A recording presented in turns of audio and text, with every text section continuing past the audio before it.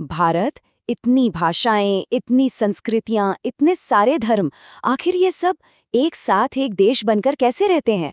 कभी सोचा इस बारे में? देखिए, इसका जवाब ना एक ऐसे कॉन्सेप्ट में छिपा है जो शायद हमें रोज रोज दिखाई नहीं देता, पर वही वो धागा है जो पूरे देश को जोड़े रखता है, और उसका नाम है संघवाद। तो चलिए आज इसी अदृश्य शक्ति को थोड़ा करीब से समझते हैं। तो चलिए जरा इन दो नक्शों पर एक नजर डालते हैं।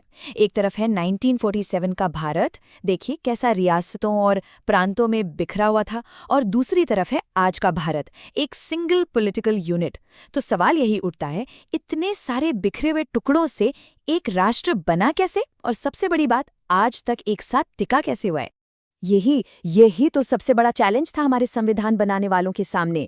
सोचे, एक ऐसा सिस्टम बनाना था जो भारत की इतनी सारी भाषाओं, कल्चर और अलग-अलग इलाकों की पहचान को, मतलब इन सारी डाइवर्सिटीज को एक साथ लेकर चल सके, और वो भी देश की एकता को बनाए रखते हुए। ये कोई आसान काम नहीं था।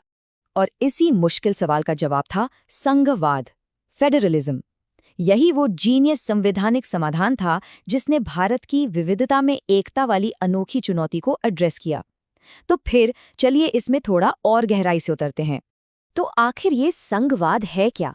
देखिए, बिल्कुल सीधे साधे शब्दों में कहें तो ये सरकार का एक ऐसा सिस्टम है जहां दो लेवल पर सरकारें होती हैं।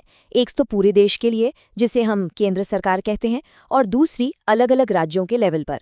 और सबसे ज़रूरी बात, ये दोनों ही सरकारें अपने अपने दायरे में, अपने अपने अधिकार क्षेत्र में स्वतंत्र होकर काम करती हैं। अब यहाँ एक मज़ेदार बात है। दुनिया में संघ या फेडरेशन दो तरीकों से बनते हैं। एक होता है साथ आकर संघ बनाना, जैसा कि अमेरिका में हुआ। वहां क्या था कि बहुत से आज़ाद राज्य एक साथ आए और उन्होंने मिलकर एक बड़ा देश बनाया। और दूसरा तरीका है साथ रहकर संघ बनाना, जैसा कि भारत में हुआ। यहाँ एक बहुत बड़े देश ने अपनी व्यवस्था को बेहतर बनाने के लिए अपनी पावर को केंद्र और राज्यों के बीच बांट दिया, और भारत इसी दूसरे वाले मॉडल का एक बढ़िया उदाहरण है। अगर इसे और भी सिंपल तरीके से समझना हो ना, तो वेस्ट इंडीज क्रिकेट टीम का उदाहरण सोचिए, है ना? कई अलग अलग कैरिबियाई देश सब अपनी अपनी जगह सॉवरेन हैं, लेकिन क्रिकेट खेलने के लिए एक टीम की तरह एक साथ आते हैं। हर देश की अपनी पहचान है, लेकिन मैदान पर वो सब एक हैं। बस संघवाद का जो बेसिक आइडिया है वो कुछ कुछ ऐसा ही है। ठीक है, तो ये तो हो गई संघवाद की परिभाषा और उसका आइडिया। पर सवाल ये है कि असल में भारत में ये सिस्टम काम कैसे करता है, पावर को बांटा कैसे गया है। चलिए अब ये देखते हैं कि हमारा संविधान केंद्र और राज्य सरकारों के बीच शक्तियों का बंटवारा आखिर करता कैसे है। हमारे संविधान ने ना इस काम को बहुत ही सफाई से किया है। शक्तियों को 3 अलग अलग लिस्ट में बांटा गया है। पहली है संघ सूची। इसमें वो सारे मामले हैं जो पूरे देश के लिए जरूरी हैं, जैसे डिफेंस, फॉरेन अफेयर्स। इन पर कानून बनाने का हक सिर्फ और सिर्फ केंद्र सरकार का है। फिर आती है राज्य सूची। इसमें वो विषय हैं जो लोकल लेवल पर जरूरी हैं, जैसे पुलिस, खेतीबाड़ी, और इन पर राज्य सरकारें कानून बनाती हैं। और फिर एक तीसरी लिस्ट भी है, समवर्ती सूची। इसमें शिक्षा, जंगल जैसे विषय आते हैं जिन पर केंद्र और राज्य दोनों ही कानून बना सकते हैं।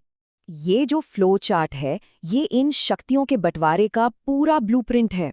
कौन सा सब्जेक्ट किस लिस्ट में है, सब कुछ साफ साफ बताया गया है। ये दिखाता है कि हमारे संविधान बनाने वाले कितने दूर की सोचते थे।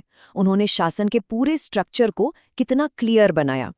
लेकिन एक सवाल मन में आता है, मान लीजिए कोई ऐसा सब्जेक्ट आ जाए जो इन तीनों में से किसी भी लिस्ट में ना हो, तो तब क्या होगा? इसका भी इंतजाम है।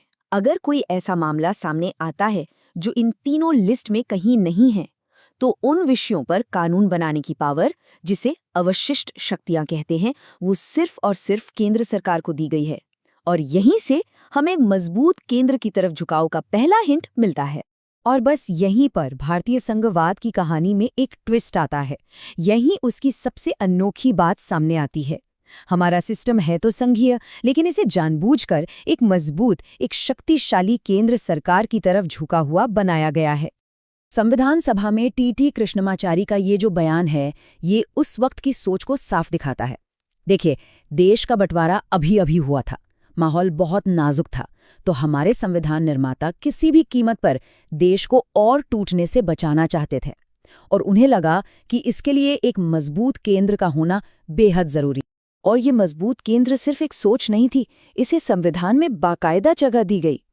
कई ऐसे प्रावधान हैं जो केंद्र को राज्यों से ज्यादा शक्तिशाली बनाते हैं। जैसे संसद चाहे तो किसी भी राज्य की बाउंड्री बदल सकती है, उसका नाम तक बदल सकती है।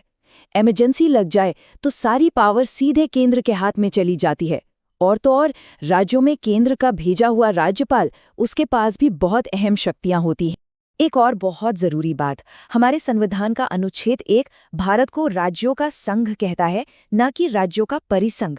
अब ये सिर्फ शब्दों का हेरफेर नहीं है, इसका बहुत गहरा मतलब है। इसका मतलब ये है कि भारत का जो संघ है वो राज्यों के बीच किसी समझौते का नतीजा नहीं है, और इसीलिए किसी भी राज्य को इस संघ से अलग होने का कोई अधिकार नहीं है, कोई भी नहीं। तो ये तो हो गई संविधान की बातें, किताबी बातें। लेकिन असल दुनिया में, जमीन पर, ये संघवाद कैसे काम करता है? यहाँ तस्वीर थोड़ी जटिल है। इसमें सहयोग भी है तो टकराव भी है। ये जो अखबार की हेडलाइन है ना, ये केंद्र और राज्यों के बीच के तनाव को बिल्कुल सटीक तरीके से दिखाती है। राज्यपाल का पद और उसका इस्तेमाल, ये अक्सर दोनों के बीच राजनीतिक खींचतान की एक बड़ी वजह रहा है, और इसका सीधा असर पड़ता है राज्यों में चुनी हुई सरकारों के काम पर। और ये कार्टून तो अपने आप में पूरी कहानी कह रहा है। ये राज्यपाल की उसी विवादास्पद भूमिका को दिखा रहा है। उन्हें अक्सर राज्य में केंद्र सरकार के एक एजेंट के तौर पर देखा जाता रहा है। इस पूरे तनाव का शायद सबसे बड़ा प्रतीक है अनुच्छेद 356, यानी राष्ट्रपति शासन। ये एक ऐसा प्रावधान है जो केंद्र सरकार को किसी भी राज्य सरकार को बर्खास्त करने और वहां का शासन सीधे अपने हाथ में लेने की असाधारण शक्ति देता है। और इसके इस्तेमाल पर हमेशा से बहस होती आई है, क्योंकि ये सीधा सीधा राज्य की स्वायत्तता और लोकतंत्र के उसूलों पर सवाल उठाता है। टकराव की एक और बड़ी वजह रही है राज्यों की तरफ से उठने वाली स्वायत्तता की मांग, ज्यादा ऑटोनॉमी की मांग। और ये मांगे अक्सर भाषा और संस्कृति के आधार पर उठी हैं। जैसे ये 1949 का कार्टून देखिए।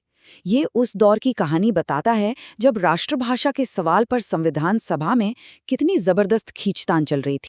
और इन्हीं मांगों का नतीजा ये हुआ कि आज़ादी के बाद भी भारत का नक्शा लगातार बदलता रहा है। 1960 में बॉम्बे राज्य महाराष्ट्र और गुजरात में बटा। 1966 में पंजाब से हरियाणा बना। फिर 2000 में 3 नए राज्य बने, छत्तीसगढ़, उत्तराखंड, झारखंड।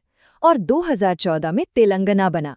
ये सब दिखाता है कि कैसे समय समय पर क्षेत्रीय आकांक्षाओं को जगह देने के लिए नए राज्य बनाए गए।